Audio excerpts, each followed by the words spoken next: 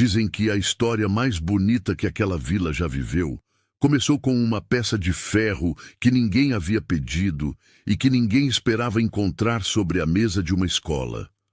Você já esteve num lugar tão novo que parecia que sua vida inteira havia ficado para trás, dentro de uma mala que você nem chegou a desfazer? Nem.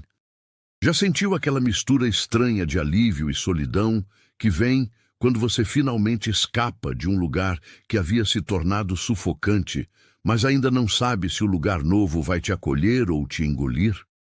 Já chegou a algum ponto da sua vida onde a única saída que você conseguia enxergar era a porta dos fundos, daquelas que ninguém usa e que por isso mesmo ficam destrancadas?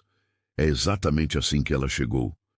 Isso aconteceu em abril de 1924, numa vila pequena chamada Arvoredo Fundo, encravada no interior do Paraná, onde o vento cheirava a pinheiro molhado e a fumaça de lenha, onde as ruas de terra batida ficavam cor de ferrugem depois da chuva, e onde todo mundo sabia o nome de todo mundo, menos o motivo pelo qual o ferreiro havia parado, 6 anos atrás, de conversar com o mundo. Antes de eu te contar como tudo aconteceu, preciso te pedir uma coisa importante. Escreve aqui nos comentários de onde você está assistindo. Pode ser de uma cidade grande ou de uma vila pequena como Arvoredo Fundo, pode ser do sofá de casa num domingo de tarde, pode ser de qualquer canto desse Brasil enorme. Me conta, porque eu leio todos os comentários e adoro saber de onde vem cada pessoa que escolhe passar um tempo comigo aqui. E se você ainda não está inscrito no canal Contos de Antigamente, clica agora no botão de inscrição e ativa o sininho, porque toda semana tem uma história nova esperando por você.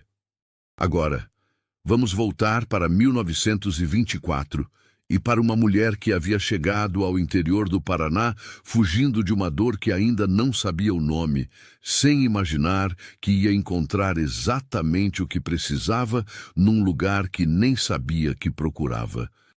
Elisa Fontes tinha 25 anos em abril de 1924 e havia aprendido, nos meses anteriores, que algumas coisas que a gente constrói com paciência e cuidado podem desaparecer num único dia, sem aviso, sem explicação suficiente, como uma vela apagada pelo vento que entra de uma janela que você esqueceu de fechar. Ela havia crescido em Curitiba, filha do meio de uma família de 3 mulheres, num sobrado de tijolo aparente, na rua Marechal Deodoro, onde o pai era funcionário dos Correios e a mãe era costureira de mão cheia. Não era família rica, mas era família orgulhosa, daquelas que se portavam bem na rua e esperavam que os filhos se portassem melhor ainda, e que tinham no sobrado a mesma dignidade que outras famílias tinham nas mansões. Elisa havia sido a primeira das 3 irmãs a se formar numa escola normal. E isso a família exibiu como troféu nos almoços de domingo durante anos, mencionando com um prazer suave que não envelheceu com o tempo. O problema, se é que se pode chamar assim, era que Elisa não havia se formado sozinha. Havia se formado ao lado de Rafael Monteiro, filho de um comerciante da região central, jovem de boas maneiras e palavras ainda melhores, que havia prometido casamento antes mesmo de ela pegar o diploma nas mãos. Durante 2 anos, eles foram o casal que todos achavam certo. Ele tinha posição, ela tinha caráter. As famílias aprovavam de ambos os lados, e a data da cerimônia havia sido marcada para o 18 de março de 1924, numa igreja próxima à casa da família Fontes. Com convites já distribuídos e vestido já encomendado na costureira da Rua 15. Em fevereiro daquele mesmo ano, 3 semanas antes da cerimônia, Rafael Monteiro apareceu na porta da casa de Elisa com o chapéu na mão e a notícia de que havia mudado de ideia. Não havia outra mulher. Não havia uma briga grave que explicasse o rompimento de forma clara. Havia, segundo ele, uma percepção tardia de que eles eram muito diferentes para funcionarem a longo prazo e que era melhor descobrir isso agora do que depois. Ele disse tudo isso com a voz medida de quem se convenceu de que estava sendo corajoso ao ser honesto, como se a honestidade naquele momento fosse um presente e não uma sentença. Elisa ficou parada na soleira da porta durante um tempo que ela depois não soube medir. Não disse nada. Ele esperou, talvez por lágrimas, talvez por raiva, talvez por alguma cena que pudesse tornar aquele momento mais claro nos contornos. O que encontrou foi o silêncio dela, que era diferente do silêncio do Augusto. Era o silêncio de quem está absorvendo um golpe e ainda não decidiu o que fazer com ele. Ela fechou a porta devagar e não abriu por 3 dias. Quando voltou a circular pela casa normalmente, a família esperava lágrimas ou uma raiva que pedisse conforto. O que encontraram foi Elisa sentada à mesa da cozinha às 7 da manhã de uma terça-feira, com uma caneta na mão e uma expressão de concentração, respondendo ao aviso do Ministério da Educação sobre postos de professora no interior do Paraná. O edital estava há semanas dobrado dentro do seu caderno, guardado no bolso menor, onde ela colocava as coisas que achava que nunca ia precisar, mas que não jogava fora porque nunca se sabia. A mãe protestou, com aquela firmeza suave e persistente de mãe, que sabe que vai perder, mas não desiste de imediato. Diz que ir para o interior era coisa de quem não tinha opção. E Elisa tinha opção, tinha família, tinha Curitiba, tinha a vida inteira para reconstruir num lugar onde já tinha raízes. O pai foi mais gentil, mas igualmente preocupado. Sentou à mesa ao lado dela, pôs a mão sobre o seu braço e perguntou em voz baixa se ela havia pensado direito, se não estava agindo no calor do momento, se devia pelo menos esperar uns meses antes de tomar uma decisão tão grande. A irmã mais velha, Marta, disse que era uma decisão impulsiva e que ia se arrepender. A irmã mais nova, Beatriz, que tinha 15 anos e amava Elisa com uma admiração que às vezes parecia mais de filha do que de irmã caçula, ficou quieta na soleira da cozinha, ouvindo tudo, e depois disse em voz baixinha, quando já estavam só as duas, que achava corajoso. Elisa enviou a carta na manhã seguinte. Em março chegou a resposta com o carimbo do Departamento de Instrução Pública do Estado. A vaga era em Arvoredo Fundo, distrito rural a pouco mais de 3 horas de trem de Curitiba, onde a escola municipal havia sido inaugurada no ano anterior e estava sem professora desde setembro. Precisavam de alguém para abril, de preferência para a primeira semana. Ela respondeu que estaria lá. Arrumou suas coisas com um cuidado que surpreendeu até ela mesma, como se a ação física de dobrar e guardar cada peça de roupa fosse uma forma de organizar também o que estava por dentro. Separou os livros que ia levar dos que iam ficar. Negociação interna que levou mais tempo do que deveria, porque cada livro tinha uma história além do que estava escrito nele. Organizou os cadernos de planejamento de aulas, o dicionário de bolso, um atlas com mapas do Brasil que havia pertencido ao avô e que ela usava como referência e como afeto ao mesmo tempo. Guardou também, sem conseguir explicar por que, de forma totalmente satisfatória, um bloco de papel em branco e um estojo com lápis de diferentes espessuras. Era um hábito que havia desenvolvido desde menina, o de desenhar quando estava pensando em algo que não sabia nomear. Não eram desenhos com pretensão de arte, nunca foram. Eram linhas que saíam enquanto a cabeça trabalhava.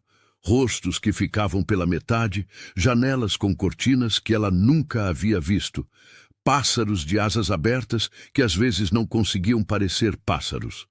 O caderno havia se enchido de figuras assim ao longo dos anos, e ela o tratava com o mesmo cuidado que tratava um diário, embora tecnicamente não fosse um. Era algo mais próximo de um idioma particular, falado em silêncio, sem audiência.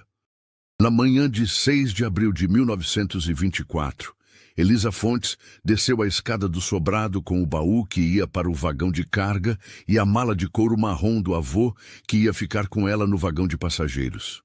A mãe estava na porta com os olhos úmidos que ela não deixou cair. O pai a abraçou com aquela firmeza específica de pai que não sabe o que dizer, mas sabe que um abraço diz alguma coisa. Beatriz ficou no último degrau da escada e acenou com a mão pequena até a carroça do cocheiro dobrar a esquina. Elisa olhou pela janela do trem enquanto Curitiba ficava para trás, com aquela mistura que ela havia aprendido a reconhecer em si mesma como uma das suas assinaturas. Não era felicidade, não era tristeza, era algo mais parecido com determinação, que às vezes se parece com as duas coisas ao mesmo tempo, porque tem um pouco das duas.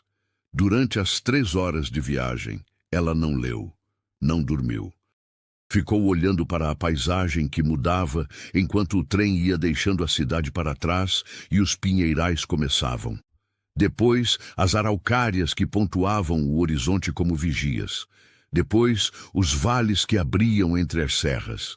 Depois, o céu que ficou maior, como costuma ficar quando as construções param de disputar espaço com ele.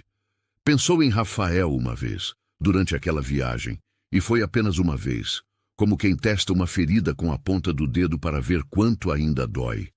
Doía. Mas não da forma que ela havia temido, não com a intensidade que quebra tudo, mas com a pontada surda de uma coisa que não cicatrizou completamente, mas está a caminho. Ela voltou o rosto para a janela e ficou olhando para as araucárias.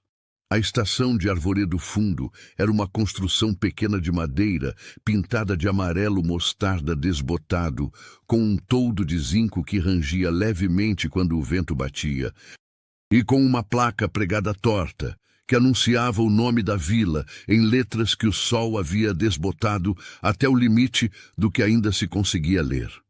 Havia um homem de meia idade esperando com uma carroça puxada por uma mula russa, enviado pela prefeitura para buscar a professora nova, que olhou para Elisa quando ela desceu a escada do vagão com a expressão involuntária de quem esperava algo diferente e não teve tempo de organizar o rosto. Ela parou, olhou para ele e perguntou com calma o que havia de errado. Ele corou levemente e respondeu que não havia nada, desculpe. É que a última professora era mais velha, era viúva de mais de 60 anos, e ele havia, sem perceber, formado uma imagem. Elisa disse que entendia, pediu que ele pegasse o baú que o carregador havia trazido do vagão de carga e subiu na carroça sem cerimônia. Durante o trajeto curto até o centro da vila, ela viu pela primeira vez a paisagem que seria a sua por tempo que ela ainda não sabia qual era. Arvoredo Fundo ficava num vale suave, abraçado de um lado por uma encosta coberta de araucárias velhas e do outro por uma várzea úmida onde o mato crescia denso e verde escuro. As casas eram de madeira na maioria, algumas de alvenaria simples, pintadas em cores que o tempo havia tornado pastéis suaves. Azul desbotado, ocre quase branco, verde que havia sido mais vivo. Havia um armazém com a varanda cheia de sacaria empilhada, uma farmácia pequena com a janela gradeada, uma igreja de frente quadrada, com um sino que estava quieto àquela hora, uma praça com um coreto de ferro no centro e, na rua que descia do coreto em direção ao rio, um galpão aberto de 3 lados com o telhado escurecido. Daquele galpão vinha um som que ela ouviu antes de vê-lo, o bater cadenciado de um martelo sobre metal. Regular, firme, sem variação, sem pressa, como um coração que conhece o próprio ritmo e não vê motivo para mudá-lo. Elisa olhou ao passar. O interior do galpão estava meio envolto em fumaça do carvão, mas ela conseguiu distinguir a silhueta de uma figura alta, curvada sobre uma bigorna, os braços se movendo com aquela economia de quem já não pensa nos movimentos porque o corpo os conhece de cor. O homem da carroça não desacelerou, não disse nada, como quem passa diante de algo tão cotidiano que nem lembra mais de notar. A pensão de Dona Lourdes Camargo ficava numa casa de esquina, com janelas de moldura azul e um jardim lateral ocupado por samambaias, vasos de louça colorida e uma trepadeira de flores amarelas que havia tomado conta do lado direito da parede com uma determinação admirável. Dona Lourdes veio atender a porta ela mesma. Uma mulher de 50 anos com cabelo castanho começando a embranquecer, preso num coque frouxo, avental bordado com galinhos de alecrim, e a expressão de quem é genuinamente, irresistivelmente feliz quando tem companhia nova na casa. Diz que era um prazer enorme ter a professora ali, que o quarto estava preparado desde sexta-feira, que havia feito frango refogado com ora pro nobis no almoço e tinha sobrado bastante, que quando Elisa quisesse descansar era só falar e ela deixava quieto. Disse tudo isso em aproximadamente 45 segundos, com a eficiência de quem tem muito a comunicar e sabe que a primeira impressão é o melhor momento para dar toda a informação importante de uma vez. Elisa entrou na casa sorrindo de verdade pela primeira vez em muitas semanas. O quarto era simples e limpo, com a limpeza que cheira a sabão de coco e janela aberta. Uma cama de solteiro com colcha bordada, a ponto de cruz em azul e branco. Uma cômoda pintada de branco com espelho oval. Uma janela que dava para o jardim lateral e um cabideiro de 3 ganchos pregado na parede perto da porta. Em cima da cômoda havia um vaso de barro com flores amarelas do campo que Dona Lourdes havia colhido naquela mesma manhã. Elisa ficou olhando para aquelas flores por um momento mais longo do que a situação exigia. Eram flores simples, daquelas que crescem nas beiradas das estradas sem que ninguém as cultive ou as proteja, e que por isso têm uma beleza que não precisa de aprovação. Ela desviou o olhar, colocou a mala sobre a cama e começou a desfazer. Naquela tarde, enquanto comia o frango com ora pro nobis aquecido que Dona Lourdes trouxe sem que ela pedisse, acompanhado de arroz soltinho e um copo de limonada com açúcar mascavo, Elisa ouviu as primeiras histórias de Arvoredo Fundo. Dona Lourdes tinha o dom de contar as coisas com aquela naturalidade que faz o cotidiano parecer interessante. E assim, Elisa soube do armazém do seu quirino, que abria às 5 da manhã todos os dias, incluindo domingos, e que havia tentado fechar uma vez só, numa semana que ficou doente, e que a vila inteira havia entrado em estado de leve pânico coletivo. Soube da farmácia do Dr. Alceu, que também fazia às vezes de dentista quando a situação exigia, e que tinha uma fila de espera mental que todo mundo conhecia, mas ninguém assumia. Soube da missa mensal que o missionário Padre Gervásio vinha de 2 em 2 meses celebrar, e que reunia a vila inteira, daqueles que iam por fé e daqueles que iam porque era o maior evento social da temporada. Soube do coreto da praça, que havia sido reformado pelo governo municipal no ano anterior, com um ferro bonito de um lado. E então, da forma natural com que se completa um mapa, Dona Lourdes mencionou o ferreiro. Disse que Augusto Salles era o melhor ferreiro que aquela região havia visto em décadas, que fazia qualquer coisa de ferro com uma qualidade que as ferrarias da cidade cobrariam o dobro para entregar com metade do acabamento. Disse que ele era um homem de poucas palavras. Muito poucas palavras. Elisa perguntou com a curiosidade direta que era uma das suas características, o quanto poucas significava de forma concreta. Dona Lourdes pensou por um instante, franzindo levemente a testa, e respondeu que dependia da semana, mas que havia meses em que provavelmente a única pessoa a ouvi-lo dizer mais de 3 frases seguidas era o seu Belmiro, o ferreiro velho que havia lhe ensinado o ofício e morava na casa colada à forja. Com mais as palavras necessárias para os pedidos de trabalho. Pouco além disso, Elisa perguntou por quê. Dona Lourdes prendeu o lábio inferior entre os dentes por um segundo, com o ar cuidadoso de quem tem muito a dizer, mas está avaliando o quanto é adequado dizer na primeira conversa com uma pessoa que acabou de chegar. Depois, deu de ombros e respondeu que era uma história comprida, que um dia ela contava melhor. Por ora, o que Elisa precisava saber era que o Augusto era bom homem, trabalhador, respeitado pela vila inteira, que nunca havia dado problema nem desonrado a palavra que dava. E que se ela precisasse de alguma coisa de ferro para a escola, era só ir lá que ele fazia sem cobrar. Nunca havia cobrado da escola. Elisa disse que achava isso generoso. Dona Lourdes disse que o Augusto era assim, generoso no que fazia, fechado no que sentia, que eram duas coisas que podiam existir no mesmo homem sem se contradizer. Elisa ficou pensando nessa frase, enquanto lavava o rosto naquela noite antes de dormir. A bacia de água fresca com cheiro de poço e o espelho oval que refletia uma versão levemente cansada de si mesma. Generoso no que faz, fechado no que sente. Ela havia conhecido variações disso em outros contextos, mas a frase havia soado de uma forma específica naquele quarto de pensão, com o jardim da Dona Lourdes escuro lá fora e o som dos grilos no quintal. Deitou e ficou ouvindo Arvoredo Fundo em dormir, que era um processo lento e gradual e sonoro, o latido de um cachorro longe, uma janela fechando, o vento nas araucárias no morro, e depois o silêncio que não era a ausência de som, mas a soma dos sons menores que ficam quando os maiores param.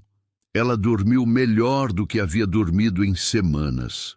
A Escola Municipal de Arvoredo Fundo era um prédio de madeira pintado de verde claro, de frente para uma rua lateral da Praça Central, com janelas de guilhotina e uma porta de entrada mais larga do que as laterais que lhe davam um ar de seriedade institucional que a madeira velha quase conseguia sustentar. Tinha uma única sala de aula com capacidade para perto de 30 estudantes, um depósito estreito nos fundos, onde havia material de limpeza e alguns livros velhos empilhados sem critério, e um pátio de terra batida ao lado, onde uma mangueira velha de tronco grosso, como coluna de igreja, fazia uma sombra generosa, que em dias de calor devia ser o lugar mais apreciado do quarteirão. Elisa chegou cedo na segunda-feira de manhã, antes de qualquer estudante, com a chave que a prefeitura havia deixado com Dona Lourdes. Passou mais de uma hora percorrendo a sala, medindo com os olhos o espaço disponível, abrindo e fechando as janelas para entender de qual lado vinha a luz melhor, em qual hora do dia. Havia um quadro negro na parede frontal que estava em boas condições. Cadeiras e carteiras de madeira escura resistente, uma prateleira pregada na parede, onde caberiam livros com alguma organização. Nas paredes, quase nada. Uma ilustração do mapa do Brasil, recortada de um almanaque velho, colada com goma nas bordas, já levantadas pelo tempo. Um quadro de aviso vazio. Uma janela do lado esquerdo que não fechava bem e que ia deixar entrar chuva se ventasse de noroeste. Ela havia planejado a organização da sala ainda em Curitiba, nas noites insones que haviam se tornado o padrão das últimas semanas.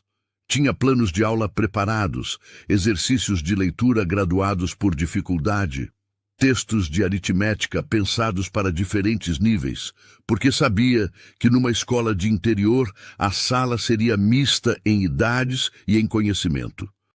Mas quando os primeiros estudantes começaram a entrar naquela manhã, os menores com os cadernos novos, pressionados contra o peito como escudos improváveis, os mais velhos tentando disfarçar a curiosidade com um ar de quem já havia visto muita coisa, ela percebeu novamente o que havia aprendido no seu primeiro ano como professora em Curitiba, que o plano é ponto de partida, não caminho. O que ela viu naqueles rostos era uma mistura complexa de coisas difíceis de separar: expectativa, cautela, a avaliação silenciosa e precisa que jovens fazem de adultos desconhecidos antes de decidirem se vão gostar ou não. Elisa sabia como lidar com isso. Não com autoridade imediata, que cria distância, nem com excesso de afeto, que cria desconfiança. Com calma e interesse genuíno. Com a convicção que ela tinha desde antes de se formar de forma instintiva, de que estudantes de qualquer idade respondem acima de tudo a uma coisa: a sensação de que o professor realmente os vê, não como turma, mas como pessoas que estão ali por motivos próprios.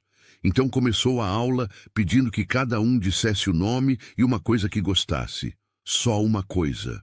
Podia ser qualquer coisa. Ouviu nomes que foram se fixando um a um. Uma jovem de 16 anos, chamada Inês, que disse que gostava de pescar com o avô no rio antes do sol nascer. Um rapaz de mãos grandes e voz que ainda estava decidindo o próprio timbre, chamado Toninho, que disse com timidez desarmante que gostava de tocar sanfona, mas que quase ninguém sabia disso. Uma jovem quieta no fundo, chamada Madalena, que disse que gostava de dormir e arrancou risadas da sala inteira. Elisa também riu, de verdade, com a alegria que algumas coisas inesperadas trazem. Foi um bom começo. Naqueles primeiros dias, ela entendeu que ensinar em Arvoredo Fundo era diferente de ensinar em Curitiba, de formas que não tinham a ver com qualidade de inteligência ou capacidade de aprender, tinham a ver com o ritmo de vida de onde os estudantes vinham.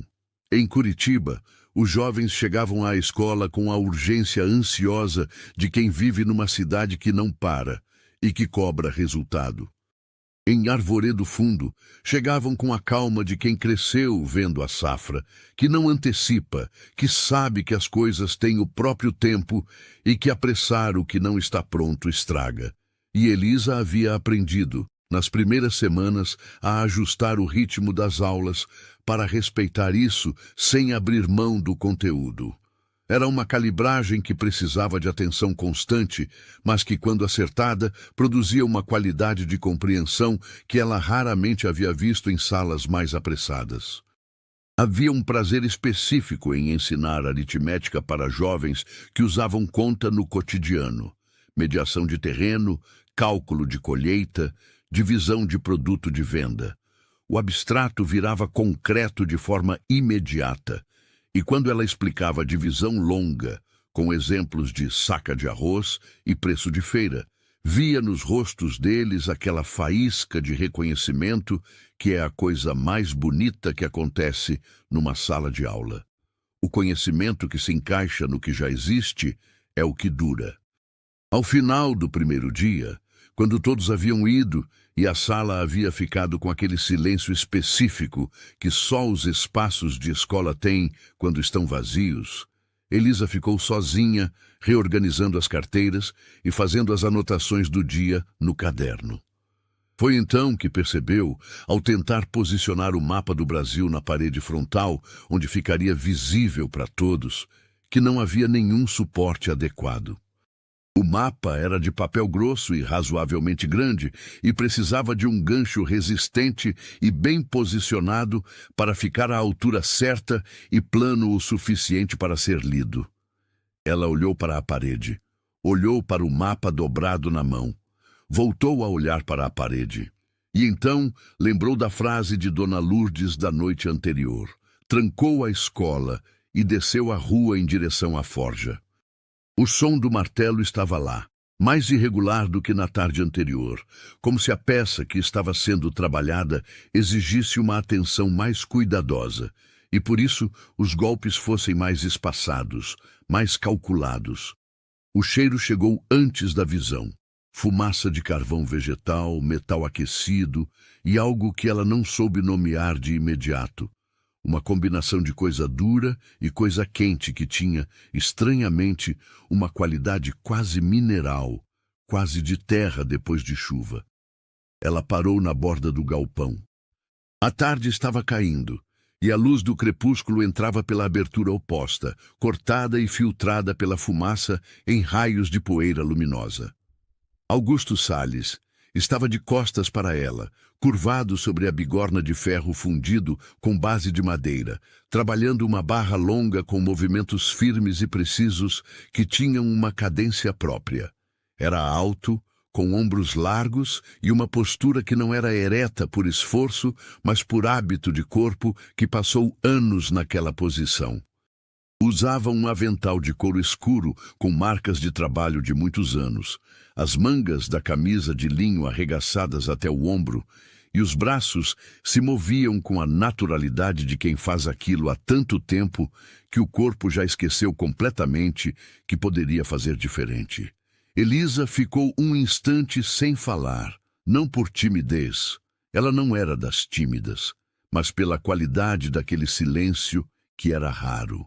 Um silêncio cheio, ocupado pelo som do ferro e do carvão e pelo calor que emanava da fornalha como uma presença física, mas que mesmo assim tinha dentro de si uma paz específica que ela não esperava encontrar ali. Disse boa tarde. Augusto não se virou de imediato. Terminou o golpe que estava executando com a precisão que a peça exigia. Colocou o martelo sobre a bancada com um cuidado que surpreendia em mãos tão grandes para uma ferramenta tão pesada. E só então se voltou. Tinha a face bronzeada pelo calor da fornalha e marcada pela fumaça em linhas irregulares. Uma barba de alguns dias que não era negligência, mas também não era cuidado deliberado. Cabelo escuro com começos de grisalho nas têmporas, e olhos que eram castanhos tão escuros que pareciam pretos à distância e que olhavam com uma atenção direta e sem mediação que deixava levemente desconfortável não saber ao certo o que estava sendo avaliado. Elisa se apresentou com a objetividade que usava quando queria que uma conversa fosse eficiente. Disse seu nome, disse que era a nova professora da escola municipal, que havia chegado no domingo e que precisava de um gancho de ferro para pendurar um mapa na parede da sala. Estendeu o mapa dobrado como referência do tamanho do que seria necessário. Ele ficou um momento com os olhos no mapa, depois em Elisa, depois de volta no mapa. E então disse que podia fazer, com uma voz que era grave e levemente rouca, como de quem não usa a garganta para falar com frequência, e ela não reclama, mas também não faz questão. Disse isso e voltou para a bancada. Elisa ficou parada na borda do galpão, sem saber ao certo se havia sido dispensada ou se devia aguardar. Optou por aguardar, com a intuição de que ir embora seria a coisa menos interessante a fazer naquele momento, e ficou observando enquanto ele abria uma das gavetas da bancada de madeira pesada e escolhia um pedaço de ferro com a atenção cuidadosa de quem está selecionando a ferramenta certa para uma função específica.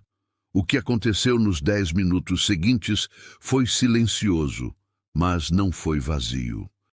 Ela observou as mãos dele, a forma como seguravam o ferro com firmeza, mas sem rigidez, como testavam a temperatura da peça, se aproximando devagar com o dorso dos dedos, antes de decidir sobre o calor, como o martelo caía com uma força que era calculada, nem excessiva nem insuficiente. Era um trabalho que exigia atenção total. E Augusto dava essa atenção com uma concentração que parecia descanso em vez de esforço. Da forma como acontece com as pessoas que encontraram a coisa que sabem fazer de verdade.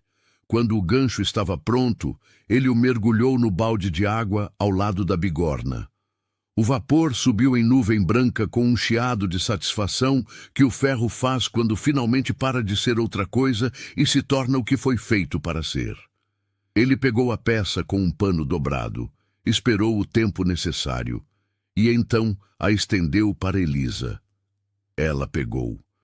Era um gancho duplo, simples na função, mas as pontas eram levemente curvadas para dentro de um ângulo que parecia ao mesmo tempo inevitável e deliberado, como se ele tivesse pensado no segundo entre receber o pedido e começar a trabalhar, que um gancho melhor do que o básico não custava esforço extra para quem sabia o que estava fazendo. Ela perguntou quanto era. Ele disse que não cobrava da escola. Elisa não estava surpresa. Dona Lourdes havia dito isso, mas ficou um instante olhando para a peça na palma da mão, sentindo o peso específico do ferro que ainda retinha um fio de calor residual, e disse que agradecia muito, que era muito gentil. Ele fez um movimento leve com a cabeça, o tipo de assentimento que substitui palavras desnecessárias, e já havia se voltado de volta para o trabalho. Ela deu meia volta para ir embora, e então parou. Havia uma pergunta que não era necessária, mas que saiu de qualquer forma, da forma que as perguntas desnecessárias saem quando o lugar e o momento criam uma brecha que a curiosidade natural de uma pessoa não consegue ignorar completamente. Ela perguntou se havia sido ele quem fizera o coreto da praça. Houve uma pausa que durou exatamente o tempo suficiente para ela se perguntar se ele havia ouvido. Então a resposta veio, sem que ele se virasse. Disse que a grade do coreto era dele, sim. Ela disse que era bonita. Disse que havia notado as flores em ferro nas pontas dos ferros da grade logo que chegou e que achava que devia ter dado trabalho acertar aquele detalhe. Outro silêncio, este mais longo, como se a observação houvesse chegado num lugar que ele não estava esperando que chegasse e estivesse sendo processada de forma cuidadosa. Então ele disse apenas que não era nada, numa voz que era neutra, mas que tinha dentro dela, se você prestasse atenção, um fio de algo diferente. Elisa sorriu, mesmo que ele não estivesse olhando, mesmo que a fumaça preenchesse o espaço entre eles. E foi embora pela rua de terra, que subia de volta para a pensão com o gancho de ferro na mão. Enquanto caminhava, pensou em algo que não sabia classificar com precisão. Não era curiosidade sobre o homem exatamente, não com aquela palavra. Era mais parecido com a sensação de ter ouvido as primeiras notas de uma música sem conseguir identificar ainda de qual era, mas sabendo que o ritmo era familiar de uma forma que não deveria ser, dado que nunca havia ouvido antes. Ela guardou esse pensamento no mesmo lugar onde guardava as coisas que não era hora de examinar ainda, e subiu os degraus da pensão de Dona Lourdes. Naquela noite, depois do jantar de feijão com farinha e posta de peixe que Dona Lourdes havia preparado com aquele capricho desproporcionalmente generoso que era o padrão da casa, as duas ficaram sentadas na varanda com chá de erva cidreira em xícaras de louça azul. O jardim estava escuro além das samambaias iluminadas pela lamparina da varanda, e de algum lugar no quintal dos vizinhos vinha o som baixo de uma sanfona que alguém tocava sem pretensão, apenas para si mesmo. Elisa perguntou sobre a história comprida do ferreiro, a que Dona Lourdes havia dito que um dia contaria melhor. Dona Lourdes ficou quieta por um momento, com os olhos no jardim escuro, naquele silêncio de quem está calibrando o quanto e o como. Depois, colocou a xícara sobre o caixote de madeira que fazia às vezes de mesinha de varanda e começou. Disse que Augusto Salles havia chegado em Arvoredo Fundo com 18 anos, enviado pelo pai para aprender o ofício com o seu Belmiro, que era primo distante da família Salles, e havia pedido um aprendiz que tivesse força e paciência, porque ferreiro bom se faz com essas duas coisas antes de qualquer outra. O rapaz havia chegado calado, como chegam os jovens num lugar desconhecido, mas havia se aberto com o tempo. Participava das festas juninas, das colheitas coletivas que o pessoal da região fazia todo ano, na virada de safra, dos bailes do sábado no salão do armazém que o seu quirino cedia uma vez por mês. Não era o mais falador, nem o mais dançarino, nunca foi, mas era presente do jeito que algumas pessoas são presentes sem precisar do centro. Aquela presença que você nota quando não está lá. Aos 26 anos, havia se apaixonado por uma moça chamada Cecília, filha de um sitiante que havia se mudado para as redondezas 2 anos antes. Cecília era bonita, vivaça, cheia de planos sobre um futuro que ela desenhava com entusiasmo e que envolvia ir morar em cidade maior assim que as circunstâncias permitissem. Os dois namoraram por quase 1 ano, e Augusto havia pedido casamento da forma que se fazia naquela vila, naquela época, com presença da família dela, com testemunhas, com a promessa assinada pela palavra dada na frente de todos. A data havia sido marcada para um sábado de setembro. Faltavam 3 dias. Na quarta-feira, antes do casamento, Cecília foi embora. Não havia ido com alguém da vila, o que seria doloroso, mas teria uma lógica conhecida. Havia ido com um comerciante de ferragens que havia passado pela região 2 semanas antes e que havia ficado mais tempo do que o necessário para fechar os negócios que trouxera. Deixou uma carta para Augusto que, segundo a fofoca que se espalhou pela vila pequena, em velocidade que não deixou tempo para nada, não tinha nem uma página, e aquilo havia sido pior do que a ausência em si, a forma como o mundo soube, antes mesmo que ele pudesse processar o que havia acontecido. Dona Lourdes parou, olhou para Elisa com os olhos sérios e disse que em vila pequena a coisa mais pesada que pode acontecer a uma pessoa é acontecer do lado de todo mundo. Porque a dor fica dobrada quando existe público, e as pessoas, mesmo as bem-intencionadas, não sabem muito bem o que fazer com a dor dos outros, além de comentar sobre ela. Augusto havia fechado a forja por 3 dias. Quando abriu de novo, era o mesmo em termos de trabalho, talvez melhor ainda, porque havia jogado no ferro toda a energia que antes existia em outro lugar. Mas a conversa havia ficado para trás junto com Cecília, ou talvez tivesse ficado na carta de menos de 1 página. Não havia como saber ao certo. Isso havia sido 6 anos atrás, e desde então a vila havia aprendido, da forma gentil com que vilas aprendem as coisas que não são ditas, mas que todos entendem, a não perguntar. Elisa ficou um tempo ouvindo o som dos grilos no quintal, depois que Dona Lourdes terminou. Depois disse em voz baixa que entendia. Disse de uma forma que não era só cortesia, era reconhecimento verdadeiro, da mesma qualidade que o reconhecimento que acontece quando 2 pessoas que nunca se viram percebem que estiveram na mesma chuva sem saber. Dona Lourdes a olhou com a perspicácia quieta de quem vive de observar hóspedes e disse com uma delicadeza precisa que parecia que ela também conhecia, de algum lugar próximo, o que era ter uma dor que o mundo não viu, mas que existiu do mesmo jeito. Elisa não desmentiu. Apenas sorriu de lado e disse que de longe toda dor parece a mesma, e de perto cada uma tem o próprio nome. Dona Lourdes assentiu como se aquilo fosse sabedoria considerável e ofereceu mais chá. As semanas que se seguiram foram de adaptação no melhor sentido da palavra. Aquela adaptação que acontece quando um lugar novo começa, gradualmente e sem que você perceba o momento exato a deixar de parecer novo. Elisa aprendeu os ritmos de Arvoredo Fundo como se aprende uma partitura desconhecida. Primeiro as notas isoladas, depois os tempos, depois a melodia completa que as une.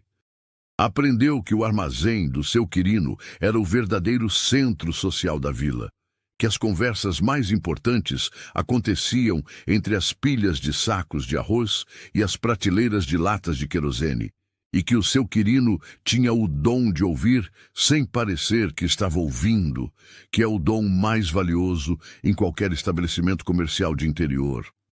Aprendeu que a praça à tarde era território de quem não tinha nada mais urgente para fazer e que sentar no banco em frente ao coreto por meia hora era o suficiente para entender quem estava bem, quem estava em dívida e quem estava apaixonado sem ter contado ainda para ninguém.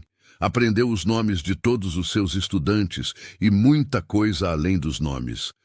Como Inês pescava com o avô antes do sol nascer e voltava para a escola com cheiro de rio ainda nas mãos. Como Toninho tinha uma timidez que sumia completamente quando falava de música. Como Madalena, que gostava de dormir, era na verdade a mais atenta da sala, quando o assunto a interessava de verdade. A escola havia se tornado o que ela havia intuído que poderia ser: um lugar. Não apenas um espaço com cadeiras e quadro negro, mas um lugar no sentido completo, onde as coisas que aconteciam tinham peso e significado. Ela descobrira que os estudantes de Arvoredo Fundo tinham uma curiosidade prática e direta. Não era a curiosidade dos livros, era a curiosidade de quem vive perto da terra e quer entender como as coisas funcionam porque funcionam, não porque estão no currículo. E ela havia aprendido, ao longo dessas semanas, a reconhecer o som do martelo da forja, mesmo quando outras coisas ocupavam o ar. Era um som que havia entrado no inventário sonoro de Arvoredo Fundo, que ela carregava na memória, ao lado do sino da igreja e do vento específico que passava pelas araucárias do morro, fazendo um sussurro que não tinha equivalente em nenhum som que ela conhecesse de Curitiba. Ela foi à forja uma segunda vez, 2 semanas depois da primeira, com um pedido diferente. Precisava de argolas de ferro para fixar na parede os cabides de madeira que havia feito para os estudantes guardarem os pertences durante as aulas. Pedido simples, funcional, sem ambiguidade. Mas antes de ir, havia parado no coreto da praça por um momento. Era tarde de terça-feira e a praça estava quase vazia. Apenas 2 mulheres conversando no banco da sombra e um senhor idoso que dormia sentado com o chapéu sobre o rosto. Elisa ficou parada em frente ao coreto, olhando para as flores de ferro nas pontas da grade, as mesmas que havia notado quando chegou. De perto eram ainda mais deliberadas do que pareciam à distância. Cada flor com pétalas em ângulos levemente diferentes das outras, como se ele houvesse se recusado a repetir o mesmo movimento 2 vezes, como se cada uma precisasse ser ela mesma e não uma cópia da anterior. Ela ficou olhando por mais tempo do que planejara. Depois continuou para a forja. Augusto fez as argolas sem comentário enquanto ela ficava na borda do galpão como da primeira vez. Mas quando as entregou, disse uma frase além do necessário, com a naturalidade de quem não percebe que está sendo mais aberto do que de costume. Perguntou se a escola estava indo bem. Elisa levou um segundo para processar a pergunta, não por ela ser complicada, mas pela origem dela. Respondeu que estava indo muito bem, que os estudantes eram espertos e curiosos, só um pouco tímidos no começo, o que era absolutamente normal. E acrescentou, porque era verdade e porque sentiu que podia. Que ela mesma havia sido tímida no começo e que Arvoredo Fundo havia sido mais gentil do que ela esperava. Ele assentiu. Ficou olhando para as argolas na mão dela por um segundo, com a expressão de quem está avaliando o próprio trabalho, com os olhos de quem recebeu. Então disse que eram resistentes, que não iam soltar com uso normal. Disse isso não como orgulho, mas como informação, como garantia de profissional para cliente. Ela disse que acreditava. E desta vez, ao dar meia volta para ir embora, percebeu que havia sorrido antes de chegar à rua, no espaço entre se despedir e dar o primeiro passo de volta. Foi na 3ª semana de abril que Elisa conheceu Geraldo Lacerda, sobrinho de Dona Perpétua Lacerda, a mulher que Dona Lourdes havia mencionado de passagem como a proprietária da maior parcela de terra das redondezas e como alguém cujos palpites sobre a vida de todo mundo a vila ouvia com uma mistura de respeito e cautela.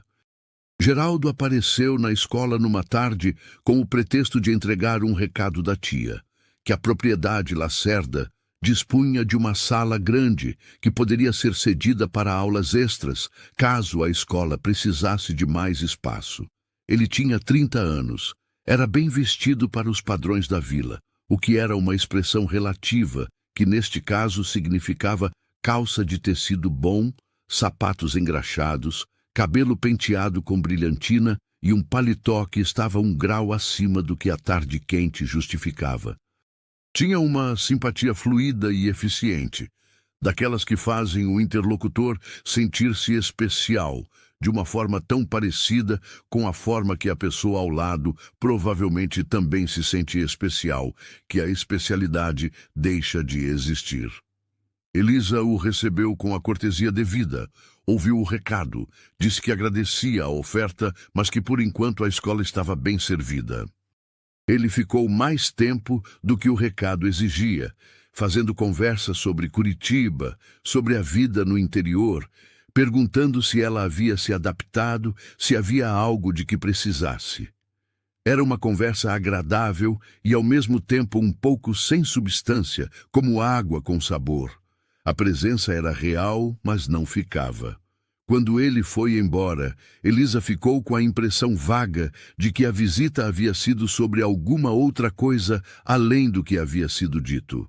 Não era uma impressão ruim, era apenas observação. 2 dias depois conheceu Dona Perpétua em pessoa, na saída da missa do missionário, que finalmente havia chegado após 2 meses. Perpétua Lacerda era uma mulher de 58 anos com porte de quem nunca havia questionado que seu lugar era na cabeceira de qualquer mesa em que sentasse. Cabelos completamente brancos, presos com grampos de tartaruga, vestido escuro de tecido bom com bordado discreto nos punhos, olhos que avaliavam com uma rapidez cirúrgica que ela não tentava disfarçar, porque havia muito tempo havia decidido que a transparência da avaliação era mais honesta do que fingir que não estava avaliando. Cumprimentou Elisa com cordialidade genuína. Disse que estava muito satisfeita com a chegada de uma professora formada, que a educação era fundamental para o progresso da região, e que confiava que a escola iria valorizar tanto o conhecimento quanto os bons costumes, que fazem o conhecimento funcionar bem em sociedade. Disse tudo isso com a fluência de quem acredita no que diz e, ao mesmo tempo, com a cadência de quem está tomando posse de uma conversa, não apenas participando dela. Enquanto falavam, Dona Perpétua deu uma olhada rápida e breve para a rua onde ficava a forja. E então, de volta para Elisa, com a naturalidade calculada de quem pratica há anos a arte de dizer coisas sem dizer. Disse que se Elisa precisasse de qualquer orientação sobre a vida social de Arvoredo Fundo, que não hesitasse. Disse que conhecia todos e poderia apresentá-la às pessoas certas, às famílias mais estabelecidas, às situações sociais que iam formar sua vida na vila durante o tempo em que ficasse. Elisa agradeceu com igual cordialidade. A palavra certas ficou no ar entre as duas por 1 segundo, carregada de uma camada que não precisava de explicação para ser entendida. Elisa a entendeu perfeitamente. Mas o que aconteceu numa tarde de final de abril foi o que mudou o ritmo de tudo. Elisa havia ficado na escola depois que todos foram, revisando as avaliações da semana com a atenção que exigiam. A luz da tarde entrava pela janela lateral em ângulo dourado e lento. Aquela luz de fim de tarde que tem a qualidade específica de fazer tudo parecer ao mesmo tempo mais simples e mais bonito do que é durante o dia. Ela estava examinando os cadernos empilhados na mesa, quando, ao pegar um livro da prateleira nova para consultar, notou que havia algo atrás dele. Era uma peça pequena de ferro. Tinha no máximo a largura de uma mão aberta. Ela a pegou com cuidado instintivo, o cuidado de quem sabe sem ter sido ensinado que aquilo é frágil, não no material, mas em algum outro sentido mais difícil de nomear. Era uma flor. Não uma flor genérica, daquelas que a gente faz por protocolo quando quer representar flor em metal, mas uma com pétalas distintas, cada uma num ângulo levemente diferente das outras. Como uma flor real que está no meio do processo de decidir o quanto vai se abrir. As pétalas eram finas para o ferro, finas com o limite do que o material permite sem perder estrutura. E a curvatura de cada uma havia sido trabalhada com uma paciência que estava visivelmente além do necessário para qualquer função prática. No centro havia um ponto mais espesso e levemente polido, que quando a luz da tarde o encontrou, devolveu o brilho de um ângulo que pareceu, por um segundo de duração exata, quase suave. Elisa ficou olhando para aquilo por um tempo que depois não soube medir. Não havia bilhete. Não havia nenhuma indicação de origem além da evidência da própria peça. Mas havia exatamente uma pessoa em Arvoredo Fundo que trabalhava ferro dessa forma, com esse tipo de atenção, nesse nível de detalhe que excedia a função. Ela ficou segurando a flor de ferro com os polegares na palma aberta, sentindo o peso específico e a temperatura ambiente do metal, ouvindo o vento nas araucárias lá fora pela janela aberta, e sentiu algo que não havia sentido em meses. Não era alegria exatamente, embora tivesse alguma alegria dentro. Era mais próximo de surpresa. A surpresa específica de quem estava tão certo de que o próximo capítulo seria vazio, que não havia se preparado para a possibilidade de que fosse, ao contrário, bonito de uma forma não esperada. Ela colocou a flor sobre a mesa, ao lado do caderno de desenhos que estava aberto. Ficou olhando para os dois objetos juntos, o ferro e o papel, a coisa que ele não sabia dizer e a coisa que ela também não sabia dizer, cada um no próprio idioma particular. Depois, abriu o caderno na página em branco seguinte, pegou o lápis mais fino do estojo e, sem pensar muito, deixou a mão ir.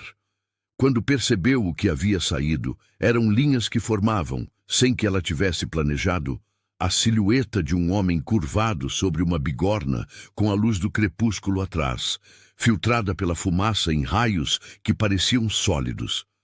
Ela ficou olhando para o desenho por um momento. Depois fechou o caderno devagar, como se fechasse uma conversa que havia chegado num lugar não esperado. Saiu da escola com a flor de ferro guardada dentro da bolsa, junto ao caderno. Os dois objetos que ela ainda não sabia exatamente o que significavam um para o outro, mas que de alguma forma já havia decidido que ficavam juntos. Mas ela ia descobrir, de um jeito que ela não poderia imaginar. Maio chegou com uma mudança de luz que transformou Arvoredo Fundo de forma sutil, mas perceptível. As manhãs ficaram mais frescas e o ar mais limpo depois das chuvas que caíam 2 ou 3 vezes por semana naquela época do ano. Chuvas que chegavam no final da tarde com aviso de trovão e partiam em menos de 1 hora, deixando as ruas de terra com cheiro de barro fresco e as araucárias com as pontas brilhando como se cada agulha tivesse sido polida individualmente. A vida de Elisa em Arvoredo Fundo havia tomado uma forma que ela podia reconhecer. De manhã a escola, de tarde as correções e o planejamento, às vezes uma conversa com Dona Lourdes na varanda, às vezes uma caminhada até o armazém do seu quirino para comprar o que precisava. Às vezes, um tempo sozinha, com o caderno de desenhos aberto na mesa do quarto, enquanto a luz entrava pela janela lateral e o jardim fazia sombra no chão. Ela havia pensado na flor de ferro várias vezes durante aqueles primeiros dias de maio. Havia pensado de forma indireta, pela beirada, da maneira que se pensa nas coisas que não é hora de examinar de frente ainda. Havia colocado a peça na cômoda do quarto, apoiada contra o vaso de barro, com flores novas que Dona Lourdes trocava toda semana. E às vezes, quando entrava no quarto e a luz batia certa, ela via o brilho do ferro polido no centro da flor e parava 1 segundo antes de seguir em frente. Não havia ido à forja desde então. Não por evitar. Ela não era do tipo que evitava as coisas, mas porque não havia surgido uma razão prática. E ela havia aprendido na primeira visita que Augusto Salles não era homem de visita sem razão. Havia uma lógica no que ele fazia e no que não fazia, e forçar uma situação fora dessa lógica pareceria errado de uma forma que ela não queria que fosse. A razão surgiu num dia de chuva de segunda-feira. Um dos bancos de madeira da sala de aula, havia cedido na junção traseira, não quebrado completamente, mas torto o suficiente para ser perigoso. Elisa havia improvisado com um calço de madeira que havia encontrado no depósito, mas a solução era provisória. O que o banco precisava era de um reforço de metal nas junções, o tipo de trabalho que só um ferreiro sabia fazer direito. Ela fechou a escola um pouco mais cedo naquela tarde e foi até a forja debaixo de chuva miúda, com a sacola de lona sobre a cabeça como proteção improvisada. O galpão estava aberto como sempre. Mas desta vez havia outra voz além do martelo. Uma voz velha e bem-humorada, que vinha de um banco de madeira encostado na parede do fundo, onde um homem de pelo menos 65 anos estava sentado com uma xícara de café na mão e a postura relaxada de quem está exatamente onde quer estar.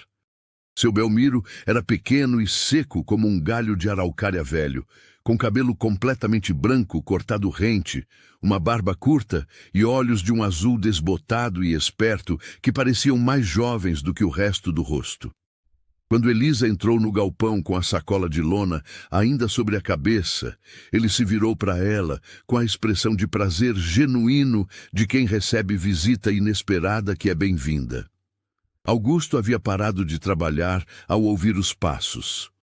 Estava de pé ao lado da bancada, com um pedaço de ferro na mão e os olhos em Elisa com aquela atenção direta que ela havia aprendido a reconhecer. Ela explicou o problema do banco enquanto tirava a sacola da cabeça, os cabelos levemente úmidos na testa e nas têmporas. Descreveu a junção danificada, o ângulo em que havia cedido, o que achava que seria necessário para reforçar sem precisar substituir o banco inteiro. Descreveu com o mesmo nível de detalhe prático que usava para explicar aritmética para os estudantes, porque havia aprendido que explicar bem poupa tempo dos dois lados. Augusto ouviu com aquela qualidade de atenção que ela havia notado na primeira visita. A atenção de quem realmente está ouvindo, não apenas esperando a vez de falar. Quando ela terminou, ele disse que podia fazer, que levaria o banco no dia seguinte se ela deixasse e devolvia no dia depois. Seu Belmiro, do banco no fundo, disse com voz afável que apresentações seriam educadas. Augusto fez um gesto leve com a mão na direção do velho, como quem diz que pode ir em frente, e seu Belmiro se apresentou com o prazer despreocupado de quem não tem pressa de chegar a lugar nenhum e, portanto, tem todo o tempo do mundo para as coisas boas. Disse que era Belmiro Araújo, ferreiro aposentado desde os 62, morador da casa ao lado da forja desde sempre e frequentador dela desde sempre também, porque um ferreiro aposentado que fica longe de forja é como um peixe que fica longe de água. Sobrevive uns dias, mas fica triste. Disse que havia ensinado o ofício ao Augusto e que o aluno havia superado o mestre, o que era a melhor coisa que podia acontecer para um professor. Elisa disse que entendia bem essa satisfação, que era exatamente o que ela buscava na escola. Seu Belmiro a olhou com os olhos azuis e espertos e disse que achava que ia gostar dela. Disse isso com a simplicidade de uma constatação, não de um elogio calculado. Elisa sorriu de verdade. Augusto, durante essa troca, havia se virado de volta para o trabalho. Mas Elisa notou, e o notou de forma específica, daquela forma que vem quando você está prestando atenção em algo que não admitiu, ainda que está prestando atenção, que os movimentos dele eram ligeiramente diferentes do usual, mais lentos, como de quem está ouvindo uma conversa ao lado enquanto trabalha, e por isso os gestos perdem um pouco do automatismo. Ela foi embora com o acordo do banco, e no caminho de volta para a pensão, com a chuva ainda miúda e constante, pensou em seu Belmiro com o café na mão e os olhos azuis que viam mais do que fingiam ver. Nos dias seguintes, seu Belmiro tornou-se uma presença regular no galpão, nas tardes em que Elisa aparecia, com algum pedido ou com alguma dúvida sobre um concerto. Ela havia descoberto rapidamente que o velho tinha a habilidade específica de fazer a conversa avançar sem que parecesse que ele estava forçando nada e que ao redor dele o silêncio de Augusto parecia levemente menos absoluto. Não que ele falasse muito mais, mas as pausas tinham uma textura diferente, menos fechada. Numa dessas tardes, enquanto Augusto estava fazendo um trabalho de precisão que exigia atenção total, e seu Belmiro e Elisa conversavam no banco do fundo, o velho disse algo que ela não esqueceu. Disse que o Augusto havia sido, antes de tudo, um homem que sabia ouvir. Não apenas calar, ouvir de verdade, do tipo que faz a pessoa que está falando sentir que o que está dizendo importa. Disse que esse talento para ouvir havia ficado, mesmo depois de tudo que tinha acontecido, mas que as palavras próprias haviam ficado escassas como água em tempo de seca. E então disse, com os olhos azuis fixos num ponto médio entre o chão e o horizonte, que havia coisas que o tempo cicatrizava e coisas que o tempo apenas cobria com uma camada, e que a diferença entre as duas era que a segunda doía quando alguém sem intenção pisava em cima. Elisa ficou quieta com aquilo. Depois disse que conhecia a diferença. Disse de forma direta e sem dramatizar, da maneira que ela preferia dizer as coisas que eram verdadeiras. Seu Belmiro a olhou. Depois olhou para Augusto de costas para eles, curvado sobre o trabalho. Depois de volta para ela, com um sorriso pequeno e sem palavras que disse mais do que qualquer frase que ele poderia ter escolhido. Foi numa tarde de meados de maio que aconteceu o momento do caderno. Elisa havia chegado à forja com um pedido prático. Precisava de dobradiças para uma porta do depósito que havia descolado do batente. E havia chegado num momento que Augusto estava no fundo do galpão ajustando algo no equipamento da fornalha, o que a deixou aguardando sozinha por um instante na borda do galpão. Ela tinha o caderno de desenhos embaixo do braço, como quase sempre tinha, porque havia saído diretamente da escola. Ela o colocou sobre a bancada de madeira enquanto aguardava, aberto na página em que havia estado trabalhando naquela tarde. Um esboço do Morro das Araucárias visto da janela da escola, com as árvores em silhueta contra o céu de fim de tarde. Quando Augusto voltou do fundo do galpão e passou pela bancada, ele viu o caderno aberto. Parou. Ficou olhando para o desenho por um segundo que se estendeu além do que uma olhada de passagem justificaria. Elisa seguiu o olhar dele e percebeu o que havia acontecido. Não fez movimento de fechar o caderno. A reação automática de fechar algo que é particular quando alguém olha. Porque algo nela decidiu, naquele segundo, que não era isso que queria fazer. Augusto disse, sem olhar para ela, que era bonito. Disse a palavra com uma voz baixa e cuidadosa, como quem está entregando algo que poderia ser recusado, mas que escolheu entregar do mesmo jeito. Ela disse que obrigada, que era hábito antigo. Disse que desenhava quando estava pensando em algo que não sabia nomear ainda.